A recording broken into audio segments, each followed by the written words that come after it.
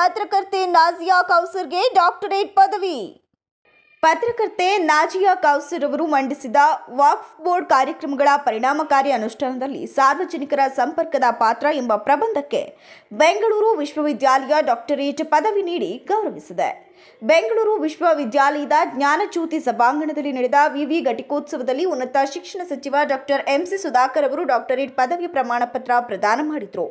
Professor Jagadish Prakash ಅವರ ಮಾರ್ಗದರ್ಶನದಲ್ಲಿ ನಾಜಿಯಾ ಕೌಸರ್ ಅಧ್ಯಯನವನ್ನು ನಡೆಸಿದರು. ವಕ್ಫ್ ಬೋರ್ಡ್ ಕಾರ್ಯಕ್ರಮಗಳ ಪರಿಣಾಮಕಾರಿ ಅನುಷ್ಠಾನದಲ್ಲಿ ಸಾರ್ವಜನಿಕ ಸಂಪರ್ಕದ ಪಾತ್ರ ಎಂಬ ವಿಷಯದ ಬಗ್ಗೆ ಪ್ರಬಂಧಕ್ಕೆ ಬರೆದ ದೇಶದ ಏಕೈಕ ವ್ಯಕ್ತಿ ಎಂಬ ಪ್ರಶಂಸೆಗೆ ನಾಜಿಯಾ ಪಾತ್ರವಾಗಿದ್ದರು.